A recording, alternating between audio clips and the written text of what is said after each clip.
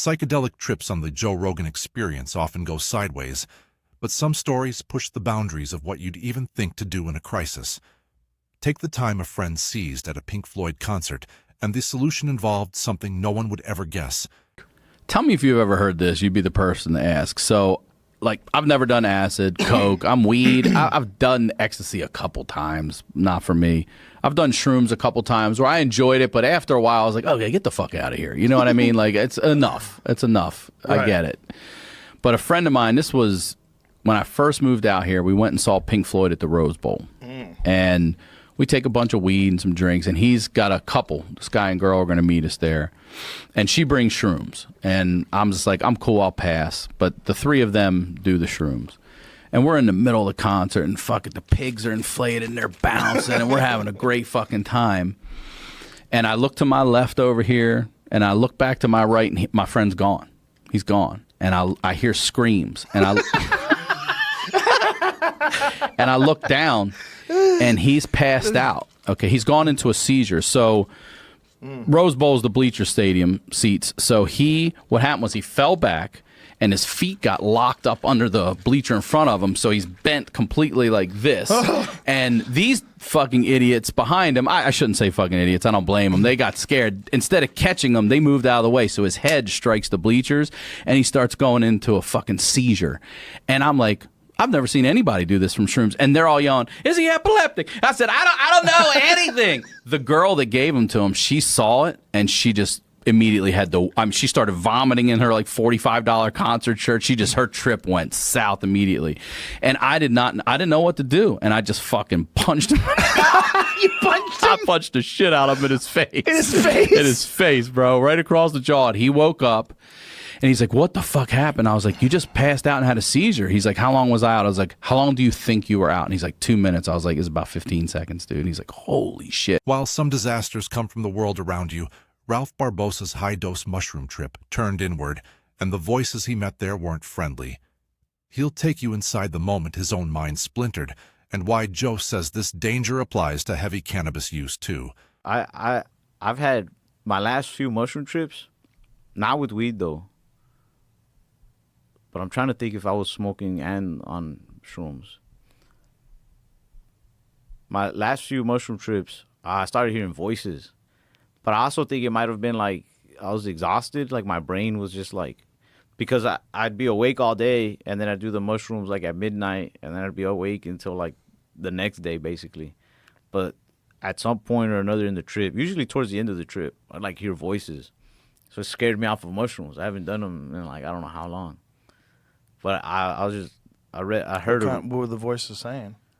One of them, I remember arguing with like other versions of myself. You were talking to them? I was talking like loud. Like on one of them, it was a really bad trip though. I ate like somewhere north of like 7 or 8 grams, and that one was bad. I kept blacking out. But on that trip, I argued with like 2 other voices, which I'm pretty sure were like other versions of myself, and which was me. Me was me, like the balanced one, more balanced one. And then I had like this other one that was like a very like angry version of myself, very much like a like shut the fuck up, stop complaining type. And then I had like a very like sensitive little bitch version of myself. And I felt like they were all 3 arguing, and I was just like arguing back. Out loud? Out loud. Was there anybody around you? No. Well, that's good. I was in a hotel room by myself. Jeez. Yeah. I fucked that hotel room you up. You took 7 grams in a hotel room? Mm-hmm. Like 90% of my trips have been in hotels. Why? I don't know. I have fun. Why don't you go out into the nature? I never tried that. Field. I never tried it's better. It's way better. Yeah. I don't know. I don't want to be like high in public. Oh, well, that's a good point. But every journey starts somewhere. Before Paul Stamets became a mycologist, his first psilocybin trip opened a door to the spiritual and gave him a warning he'd carry for the rest of his life. This is the elevator ride beyond the 10th floor, you know. So 8 to 16 grams. Is that what you're talking about? It was probably on the order of about 20 grams, you know. So no, but I didn't know. No, I had no one to. So, but I knew. But I went to this. My destination was this tree. Right. So I walked and I came at the tree and I was eating the mushrooms and then I started feeling the effects. And so it was great because I was climbing the tree and I was getting higher in the tree and higher in my brain. Whoa, that seems like a terrible cool. thing to do. And I climbed to the top of the tree and this beautiful landscape, but there was these, in the summertime, these boiling black clouds on the horizon. I go, oh, that's cool. And so this big summer storm was coming. And the clouds were dark and boiling, and they're coming close, and I could hear the thunder, and then I'm getting higher and higher, and the winds pick up, and the tree started moving, and I started to get vertigo because I was like, oh my God, I'm getting so freaking high on these mushrooms. And so I grabbed the tree and held on the tree, and it became my axis mundi into the earth. And then the lightning started coming closer, and then lightning started coming really close, and the lightning would hit, and I go. I saw fractals for the first time. The atmosphere became liquid. I saw these liquid waves of these multidimensional geometrical patterns everywhere, and the sparks of lightning would just create this amazing crescendo of secondary, tertiary, fractals all around me. And I was like, oh my, it was amazing. I said, this is what I read about, and so the storm came and lightning strikes were all around me, and I was washed with rain, and I was up there, and I felt in touch with Gaia, the universe. My heart opened up. I felt one with all. I was like, oh my gosh, this is such a powerful spiritual experience. I had no idea. No matter what anyone has read, as you probably know, it cannot describe the experience. And then it dawned on me, wait a second, Stamets, you're on the tallest tree on the tallest hill for miles in the middle of a lightning storm. This is not the best place to be. And so I realized I could be killed up here. Suddenly I had a reality rush, like, you could turn into a god. Imagine, like a comic book, high on 20 grams of mushrooms, hug at a tree, the lightning comes, it hits you, and whoa, maybe you were the savior. Maybe you need to get back to that tree. Maybe you're the chosen one. It was an incredibly spiritual and wonderful experience, but I also had the fear, and this comes with the hero's journey. You always have the dark side. You always have not just the light side, but this counterbalance with the dark side. And I realized, oh my gosh, I could die up here. And I said, well, I don't die, Stamets. What are your issues? This get something out of this experience. And I said, this stuttering habit's ridiculous. And I'm not stupid. And so I said to myself, stop stuttering now. Stop stuttering now. I said that dozens, hundreds of times, over and over and over. And fortunately, the storms went past and held on to the tree. And soaking wet, I came out of the tree and walked back to where I was living. And then the next day, I got up. I didn't see anybody, and I was walking along on this path and a sidewalk, and there's a lady that I really liked a lot, and but she was always attracted to the super self-assured jocks and things like that. She was actually very kind and sweet, but I didn't want to stare at her in the eyes because I would stutter, and it's humiliating for us. So the more humiliating us stutterers feel, the more we stutter. And so it's a really slippery slope, and so I would avoid eye contact. And so for the first time, she walked towards me. She said, "Good morning, Paul. How are you?" She was always so nice to me, and I was terrified because I'd embarrass myself. And I looked at her straight in the eyes, and I said, "I'm doing fine. How are you?" And I stopped stuttering in one day. Whoa. And this speaks to now what was been medically proven is that we can reset the neurology of the human brain through neurogenesis. I believe that experience allowed me to map new neurological pathways that allows me to elocute in a way that I could not elocute before. That warning was personal, a message for one man. But when a tour bus full of comedians all dose at once, the message is more like a collective panic, and the first one to crack isn't the rookie. We were on Fully Loaded, and everyone ate mushrooms one night, and it was like a big arena show. Everyone was fucking feeling it. Joey murdered him, and I apologize, Joey, if I'm misremembering this. Joey's the first one to start handing out mushrooms to everyone. Yeah, that sounds like Joey. Why would you be misremembering that? I'm careful with the stories I tell about people these days. Oh, yeah. And so 4 a.m, we're all in our bunks, and someone opens my curtain, and they're like, "Hey, the mushrooms didn't kick in well with Joey. It's time to pull a car over." And I shut my curtain. I go, "I am not the one dealing with Joey tonight."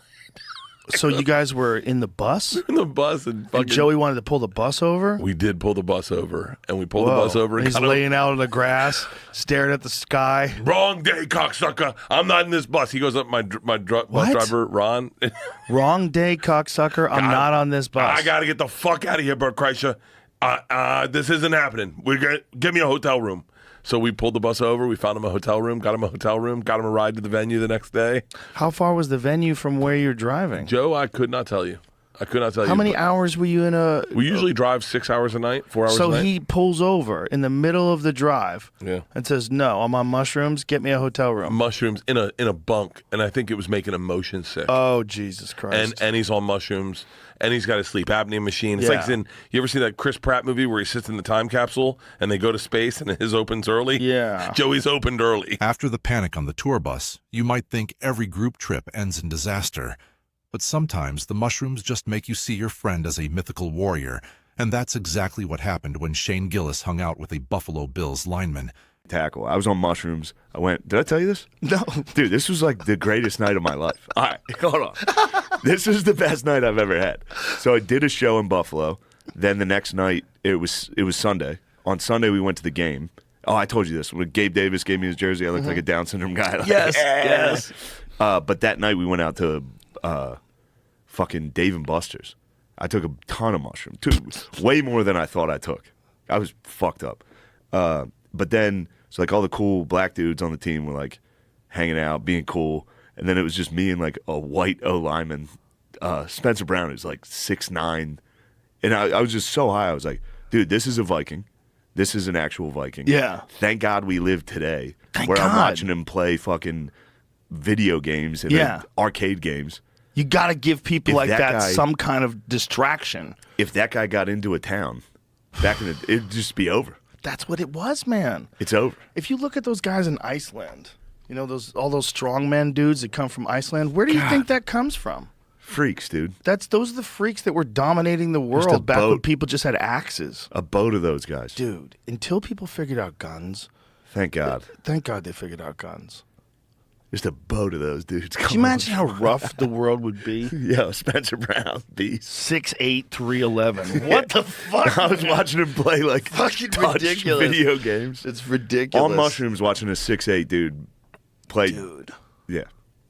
That gene line of those strong men, of those guys like Derek Wolf, those gigantic, like Thor, the Game of Thrones guy, the Mountain from Game of Thrones. Like, that's a gene line of like the people who conquered the world with axes. If mushrooms can turn a 300-pound lineman into a mythic hero, what do they do to a screening of Wicked?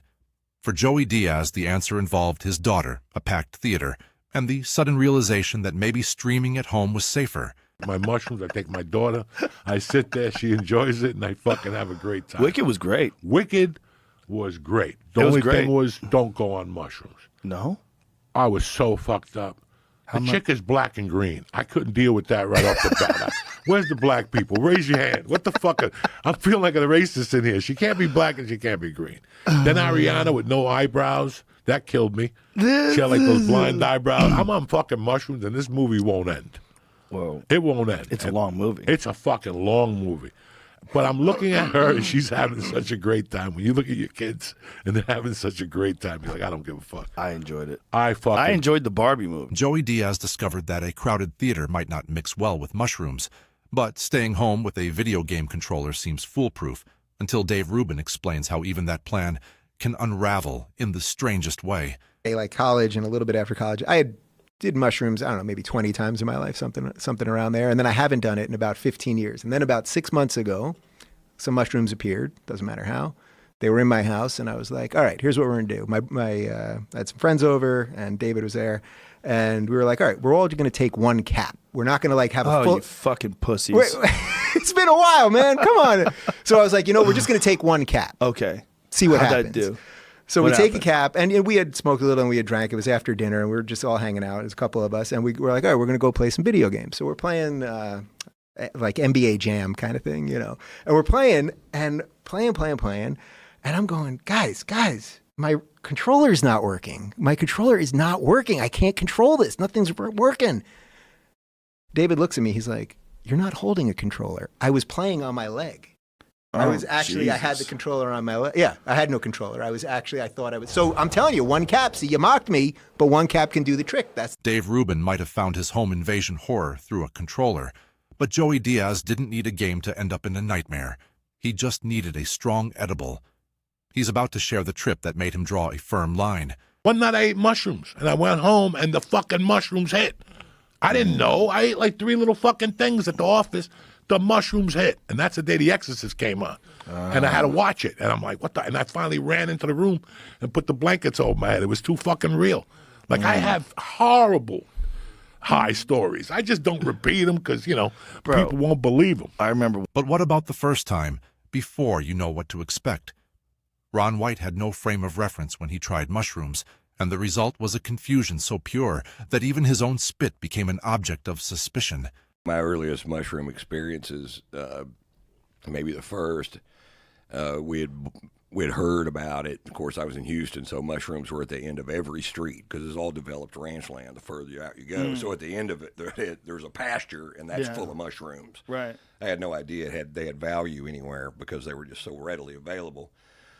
And when I'd boiled some up, and me and Joe Payne, and we drank them, but we didn't know how long it took for it to hit. And then Joe had to leave, and I'm sitting there, and my dad comes home. I was staying with him, and I feel these mushrooms coming on a little bit. And then there was this horrible wreck in Houston where this big truck with some kind of gas flipped on one of those big overpasses, and they had cameras out there.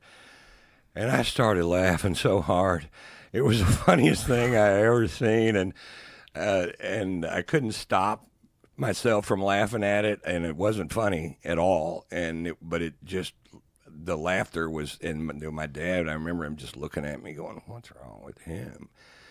And so I left, and I was driving my car, and I noticed that I could see an eye of a bird that was 50 yards away while I was running into the back of another car. So I can't really verify that everything, but the bird's eye I was looking at, and then all of a sudden, ka-tonk! And not very hard, but it was definitely a wreck. But not every bad trip comes from panic or paranoia. Some are just the body giving out. Shane Gillis once mixed Molly with a massive dose of mushrooms and felt his temperature spike so fast he was convinced he was dying. What happened next still haunts him. Oh, you'd like this. That night, the night we were talking about that, me and Spud, we took a couple hits of Molly, and then I ate. See, I'd always done mushrooms, but I always did like a little bit, like enough that like you'd get giggly. It felt like weed, almost. Right. It felt like weed without the anxiety. And then one night I must have eaten like 7 grams. Ooh. I mean, bro. Ooh. I never did that. So we're sitting it was my friend Matt's bachelor party. We're outside. We're at this fire. All of a sudden, I blacked it. Like, dude, I couldn't see. I went like blind. I was sitting there. I was like, yo, guys, I'm blind. And they're like, you're all right. You're all right. You're not supposed to do 7 grams with a bunch of people around. You were on Molly too? I did do a little Molly. So you started on that. Started on Molly. That seems like that's a little more too, right? Like Listen to Jamie. It was a lot. It's like Look, your precursor. I haven't done drugs since. Yeah, it was that 100% right. Yeah, but it's funny the way you're describing it. You're being like cautious. Like it seems like someone should have told you to. That is such a crazy idea. First of all, it's a crazy idea to do Molly and mushrooms together. Yeah. Look, it was the Molly. The Molly took over. Somebody dropped. The Molly made you do mushrooms. Ziploc bag of fucking mushrooms. Wow. And I was just sitting there munching as many as I could. Oh my god! To the point like I was having trouble swallowing them. Dangerous. Is it? No. Yeah, it was. There was nothing actually. You never dangerous. really die. But while Shane's scare was physical, mushrooms can also provoke a quieter reckoning, one that doesn't make you fear for your life, but makes you see your patterns for the first time.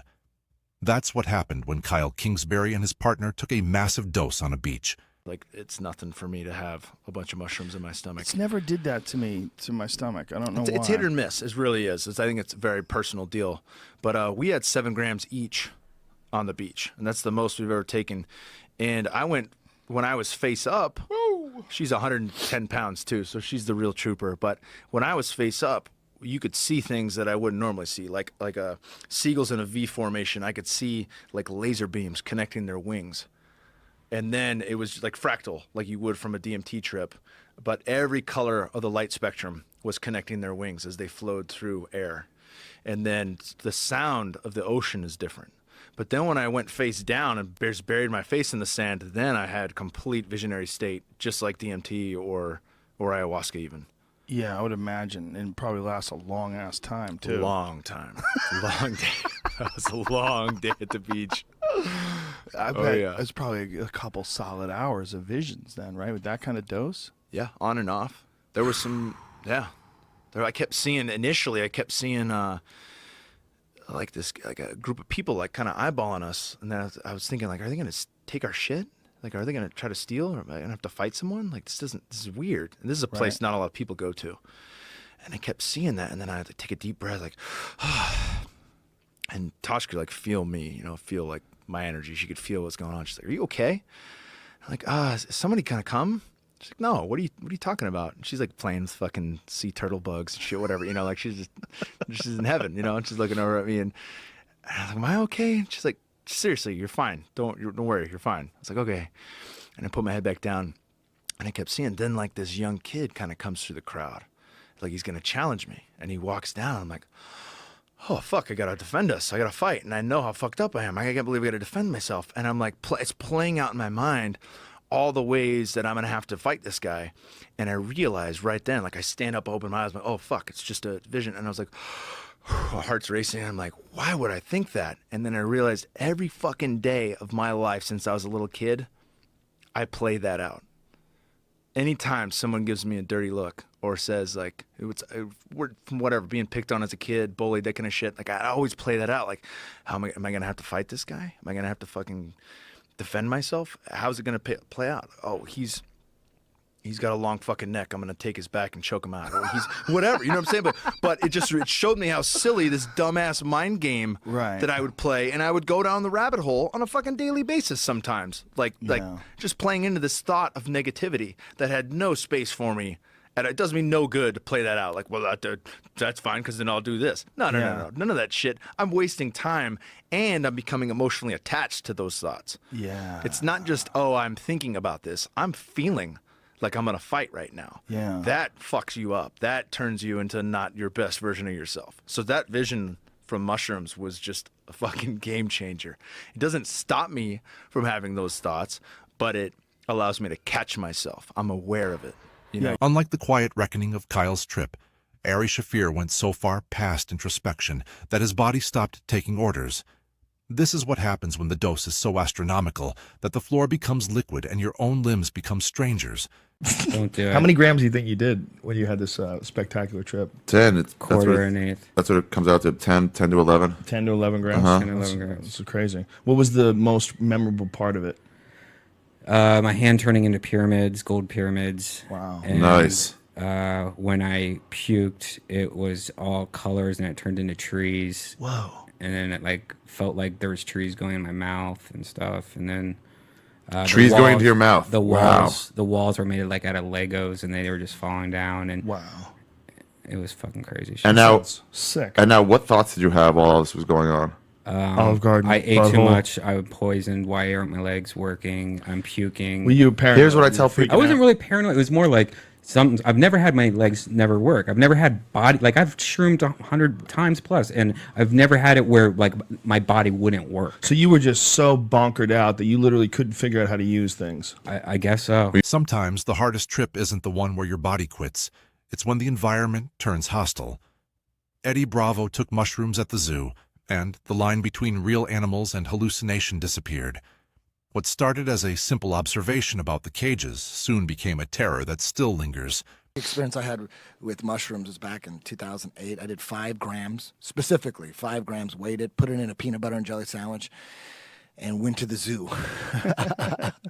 And that was a bad choice. Yeah, you bad must have decision. got fucked up. It was a bad decision. I thought, hey, we'd be with animals and it'd be all about love. We get there. I went with the chick, and while we were checking out the gorillas is when it hit, And all we wanted to do is just sit in the shade, not look at the animals, close our eyes. And the visuals you get are just amazing. When people say, oh, that's in your head, you made that up. I'm like, there's no way. If I made that up, it would be fragmented and all fucked up. There's no way. As soon as I close my eyes, there's a show waiting for me. And in my opinion, there's no way I'm doing this.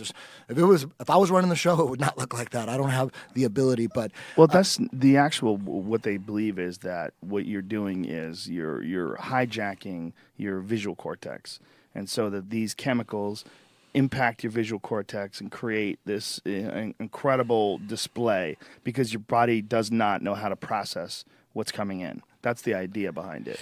But it doesn't. What I've always said is it doesn't matter because whether you're creating it, whether it's real or not real, it's still the same experience. Yeah. Whether it's real or not real, what is real? When it breaks down to it, you're actually seeing that. Yeah. So whether or not that's your imagination that's creating it, that's how people like to dismiss things. Oh, it's just in your imagination. No, it's not, and it doesn't matter even if it is because it's still the same thing. It's still this insane, crazy thing that you're looking at. Yeah. So even if it is your imagination, it's still the wildest fucking thing you're ever going to see in your life. So hard to explain. The only way I could explain it is it's like those visualizers on your iTunes times 1,000. Yeah. It's perfect. It's not broken up. To me, in my opinion, something else is creating it. I don't know what it is, but there's something is creating that because there's no way I can create this amazing art and it's perfect and perfectly symmetric and it's like snakes of just crazy. So after like 5 minutes of just sitting there at the zoo, we thought we had like a fear and loathing in Las Vegas moment where we just had to get out. We ran to the parking lot and it's at the LA Zoo and we're looking at the mountains. I'm like, are you looking at the mountains? Look at the mountains. And I instantly understood what all the Aztec art was all about. I'm like, that's what they're seeing. I go, you look at the mountains were dancing. Yeah. And the guy who gave it to me goes, dude, the clouds are going to dance for you. I thought that was a metaphor. I didn't know he actually meant that. And anytime you focus on something for 1 second, you look at the clouds, they start dancing for you all perfectly. It's like, it's a weird feeling because it feels like something's there all the time. You just can't see it. That's what it feels like. Yeah. Whenever I've been on mushrooms, like when I was talking about the one where Doug and I took the Amanita muscaria and then the psilocybin, the feeling I got, and it didn't last very long because there was so many things going through our head, and it was the day of the Iraq War, the day the war started, so it was a pretty freaky moment. But I saw this honeycomb pattern in front of me, like where I saw like the pattern of the universe, and it like occurred to me, like, oh, this is here all the time. I just don't see it. Mm-hmm. And that's what it feels like when you see those things dancing. Absolutely. Eddie Bravo's zoo trip blurred the line between hallucination and reality. But what if reality itself becomes the hallucination? When Joe Rogan tripped with Doug Stanhope, the TV announced the Iraq War, and the visuals that followed matched the sheer weight of that moment. Just seeing Stanhope and I did mushrooms the day the war started, the day the Iraq War started. The first one or the first one, not in the 80s. Oh, right. The one after 9/11. Gotcha. And we were blitzed as they were announcing on television the war was starting. And I'll never forget. Stanhope was like, "Oh my God, they've got a kickoff." They're like, "War coverage begins at 5." He's like, the war has a kickoff, and we just fell to the ground. We're howling, laughing, and the walls around us were all made of like these honeycomb geometric patterns. Like everything was basically gone. Like I was trying to still have conversations with him, but he was just this sea of patterns, that like blurrily represented what his physical form was, but it was all just like really tiny flower of loves, that little flower of life thing. It was like, that was his entire body was made out of those, as was all the walls around us. And I mean, it's almost identical to dimethyltryptamine in the molecular footprint, right? So it's pretty close. You take a high dose. 4-foxphoroaloxy and dimethyltryptamine is how it's been explained. I think what happens is extra oxygen. We're obviously not chemists, ladies and gentlemen. Yeah, we are not. But studying the periodic table. If you read Strassman's accounts of it, there's where they talk about how it's synthesized in the body. It's very similar. It's got a lot of the same elements as real natural human neurotransmitters, so it's very easily accepted into the mind. The blood-brain barrier accepts it. Craves it, apparently. Well, yeah, I mean, Feeds on dimethyltryptamine for sure. We know that. We know that they know it's created in the liver. It's created in the lungs. It's not just created in the pineal gland. It's created in other parts of your body. They also know that it's in who knows how many fucking plants, like a shitload of plants. It's just out there. It's all over the place. From war on TV to a war on the road, some mushroom trips don't just distort what you see, they ruin your judgment about what you can still do. Ari Shaffir has a story that starts with an engine running and ends with a lesson no one in the studio wants to learn firsthand. Yeah, I got to be careful when I'm around guys like Stanhope, rather. What? Because I want to start doing mushrooms in front of them. You want to start doing mushrooms? mushrooms? Yeah, around a guy like that, you'll do mushrooms and drive home. Drive home. Yeah, that's a problem. That's a problem. You're like, I haven't had the training he has. Yeah, one of our friends, which will go, let's say his name rhymes with Smetty Huavo. Yeah. Was on a crazy mushroom dose, and he was driving home, and the road in front of him turned into flower petals. Wow. Oh my God. It's like as he was driving, it's just flowers were flying off of his wheels and flowers were in front of him. Yeah, could you imagine? I did it once. It wasn't that bad, but just once where I was driving. I thought I was done because I was doing it in someone's apartment. And I was like, all right, I'm good. I'm going to go home. It's been 5 hours. And then I'm driving, I was looking at a sign, but it's like that picture behind you. It has a lot of colors, and it just started swimming when I was at the light. Like everything started, and I was like, oh, fuck. I feel like mushrooms is too dangerous to drive on. Oh, fuck yeah. Weed, I'll do it, but mushrooms is like... Yeah, mushrooms are real. It dissipates reality. It gets reality to a place where you're like, I don't know if you can manage this. You might be experiencing something that's absolutely not there at all. Yeah. Yeah, you could just drive over a fucking cliff, think you're on a water ride, and just that's what I mean. drive over the It's like side. you never quite lose reality, but you sort of get close. Like you don't lose where you are 100%. At Shroomfest, Tony Hinchcliffe's mushroom experience took a turn no one saw coming, not from panic or danger, but from a family that appeared to be draped in impossible light. The encounter still has him questioning what was real. When Ari started Shroomfest 1, we celebrated at the Comedy Store condo in La Jolla. It was me, him, Matt Edgar, and I think Dan Madonia. Anyway, we fasted. We didn't eat anything. We grinded up a bunch of mushrooms, mixed them with orange juice. We did all the research on how mushrooms can hit you the hardest. Anyway, a few hours in, we're standing out on that patio, and you know how walking traffic comes on the both sides. Mm-hmm. And far away in the distance, we see these super crazy lights, and they're coming closer and closer. And as it got closer, we realized that it was a family, a father, a mother, a son, and a daughter who were tiny kids, and they're all covered from head to toe in different lights and multicolored lights and things because they sell them straight off of their body to people on the beach. But you should have seen us holding on to the deck for that 45 minutes that it took for them to get to us. It was just tripping your balls and off. then as they're walking by and you realize, oh my God, this is a family. This is how they make their money. They must walk the entire way. They've been doing this for a long time. That's hilarious. I wonder how much money they make. They must be struggling. Maybe they're rich, blah, blah, blah, blah. After Tony's encounter with impossible light at Shroomfest, a different question hangs in the air. What do these substances show you when the outside world is completely removed? Joe Rogan took that question into a float tank, and the answer rewired his sense of what's real.